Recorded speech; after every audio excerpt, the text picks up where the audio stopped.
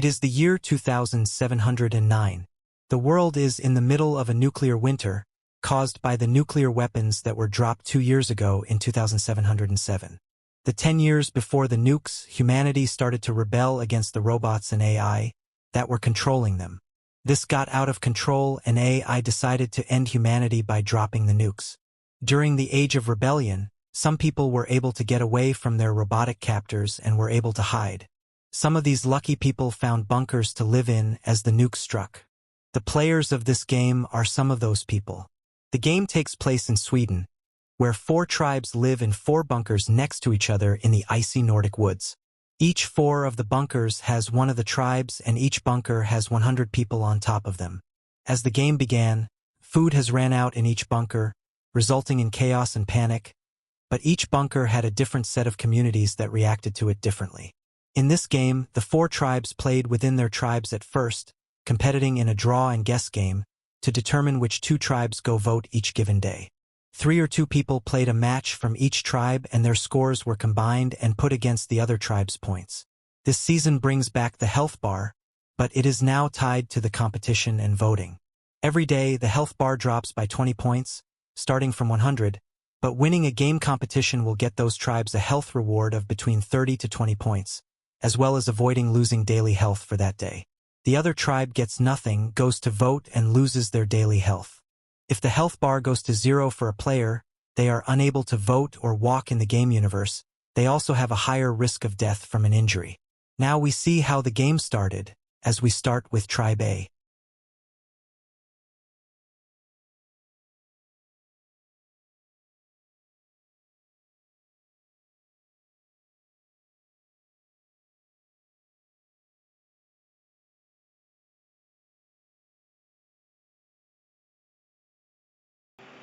IX said, I'll probably get out early, I don't know what I'm doing.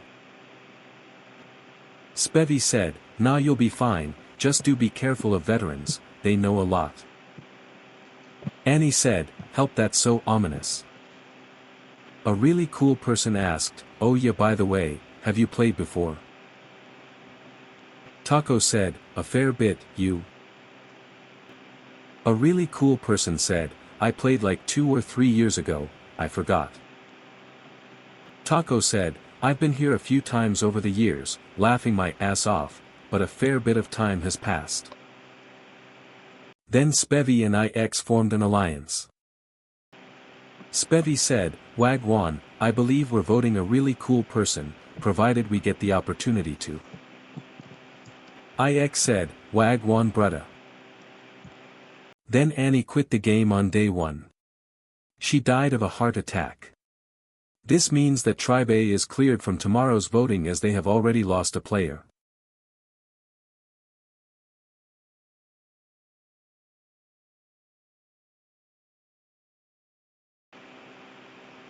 Gerald said, what up, chat?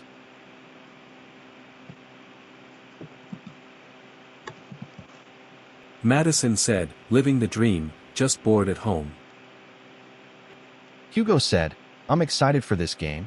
I hope we do well as a tribe. Pato said, is this even a question? Of course we're winning. Cheesy asked, Team Freaky Furries anyone?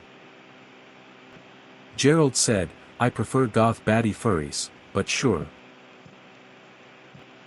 Cheesy asked, is Gerald a goth baddie? Pato said, this man has got to go to top 3, also furries like ass hair, right? Cheesy asked, does your ass hair identify as a goth baddie? Then Hugo and Cheesy decided to go on mission at night. They walk out of the bunk room into the dimly lit corridor and make a few turns, walking past a few residents of the bunker, while the cheering is going louder from the dining room. Once they arrive to the dining room, they see people partying and drinking, a response to food running out and them being doomed. Chad said, chill bro and take a sip, you look stressed out.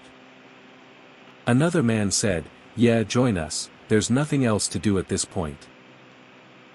Then there was a cold-looking man, Jeffrey, angrily staring at people. Cheesy asked, what's up? Jeffrey starts a slurred rant about humanity and the only thing that can be understood is fuck you, and he walks out. On his way out he smashes his bottle to the ground and punches the wall. Jeffrey yells, wanting to goon, but he doesn't have the balls to do it publicly, so he goes to the privacy room. As they follow him outside, he runs into a man and pushes him aside. He then went to the privacy room, so Hugo decided to check it out. Jeffrey yells at him from the top of his lungs to get the fuck out. Then they both go in again and they see him closing his pants zipper, while Jeffrey asks, "Why the fuck did you come in again?" Cheesy pushes Jeffrey against the wall and he hits his head against the wall, passing out.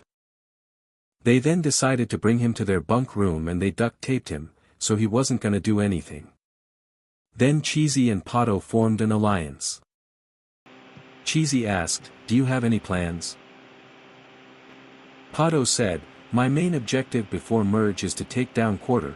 He cannot pass to the merge, or he will manage to outweep and win again perhaps. Even if you are against me and want me out, which you don't, you would agree to join forces to take him down, right?" Cheesy said, "Yeah." Pato said, "I think that we should mostly agree with Quarter and everyone on who to vote till the third or fourth vote, then we convince enough people to vote him out, which shouldn't be too hard due to his record." Cheesy said, "Should probably get Maddie out now then." Pato said, "Maddie is the easiest target, then next maybe Hugo or Gerald." Cheesy said, "Nah, I like Hugo, he's chill." Then Hugo and Cheesy formed an alliance. Hugo asked, "Are you voting Madison?" Cheesy said, "Probably, she is the easy vote this time." Hugo said, "Yeah, I'm probably gonna lock her in as my vote in the next hour and get it over with." Hugo and Pato also formed an alliance, planning to vote Madison. Pato also had an alliance with Gerald and they also decided to vote Madison. Then Quarter formed an alliance with Gerald and Hugo. Quarter said, "So there's 6 of us, I reckon if us 3 stay together and vote together we can probably make it to top 3 of Tribe B, maybe even the Grand Merge."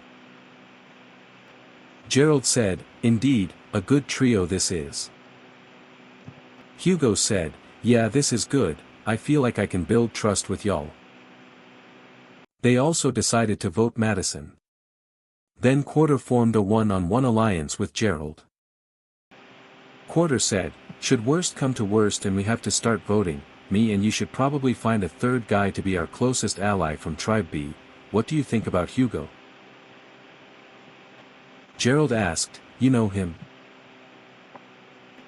Quarter said, "Nah, but I'd prefer if it wasn't Cheese or Pato, and I just personally prefer Hugo to Madison." Gerald said, "I know nothing about any of these people." Quarter said, "Either way it's not important, we'll get rid of them once we get to the Grand Merge."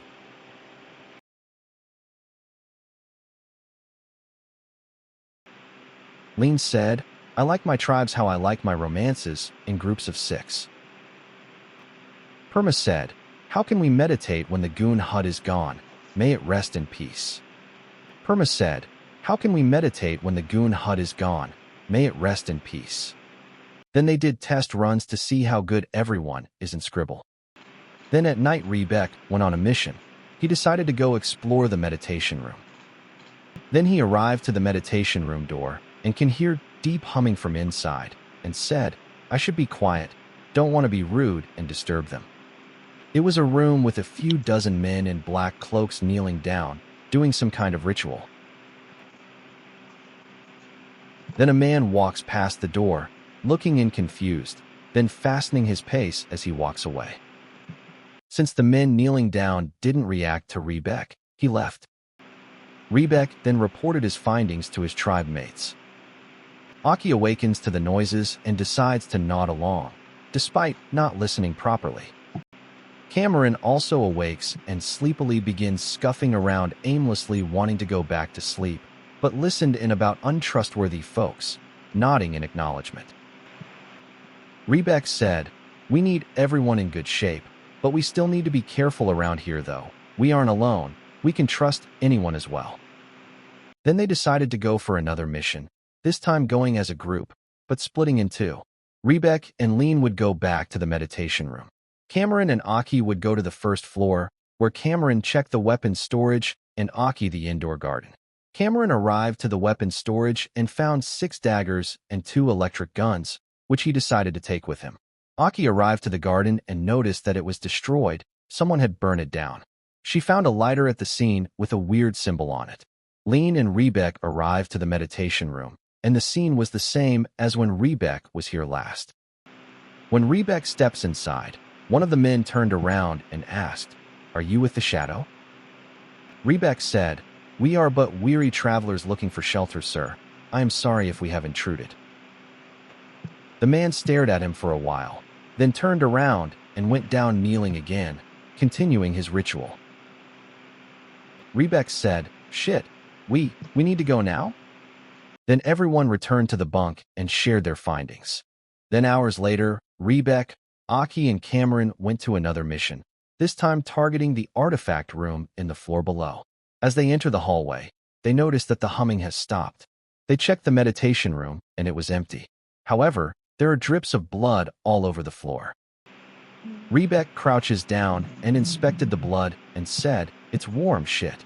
Guys, we might be in danger. We gotta be extra cautious." Aki said, "Do you think one of those cultists might have done this? It seems like a sacrifice ritual or something." Rebek said, "Possibly. The guy who asked me earlier about the shadow seemed off." Then Rebek found a pendant with a strange symbol. Aki pulled out the lighter she found, and they realized it's the same symbol. Then they realized the same symbol is also carved to the altar. They then went to check the artifact room downstairs. Inside, Rebek found a small wooden statue that was carved to look like a goat's head. On the head, he spotted the same symbol. Aki found an ancient artifact from centuries ago, a Swedish black metal album vinyl. Aki said, "The vinyl seems to have been preserved by someone who apparently tried to write their name down on it, but unfortunately it has been scratched to death." Cameron found a white book with a red symbol, but this time a completely different unrelated symbol. The book was about AI, how AI came to be, the AI revolution, how AI saved humanity, and endless praising of AI. The text looked AI-generated.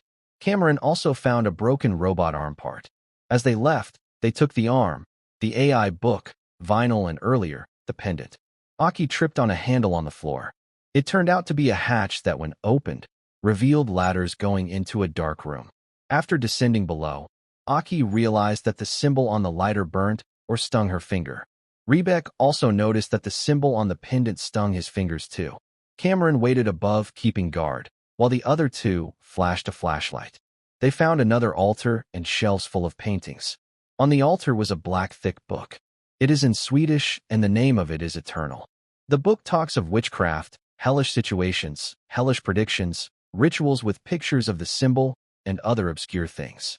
The group then decided to head back, hoping that the possible cult won't notice that the book has gone missing after they took it. Then Rebek, Cameron, and Aki formed an alliance. Rebek said, "Okay, I made this alliance as I believe us three would do good as a team. I thought Lean would have been a good fit, but from what I see, it doesn't seem like team playing currently. What's your guys' thoughts?" Aki said, "I agree. I find it a little unfair that they keep bringing up past games." Cameron said, "I am down, but we need 4 for majority, right?" Rebek said, "We still have the other players, although they haven't interacted yet. Maybe they'll be all good." Cameron said, "Okay, so we play by ear, a good idea, I think." Then Lean, Perma, and Rebek formed an alliance. Lean said, "Oh, plotting against Cameron, are we?" Rebek said, "Right, I asked for this alliance as I also believe Cam is a bit more inactive. He did help the last mission, but obviously, just need to be sure." Perma said, "Damn, didn't think we discuss it so soon, but yeah, Cam may be our next out." Rebek said, "Well, to be honest, I want our tribe to be close to winning, even if it means I need to take you guys out." Lean said, "Yeah, gang, we're the main characters here." Then, Aki quit the game on day 1. She had passed away in her sleep, caused by touching the weird symbol on the lighter too many times, doing something to her. Then Rebek, Perma, and Lean made an alliance with Cameron after Aki suddenly quit the game. They talked about the possibility of voting Manon as she had been inactive.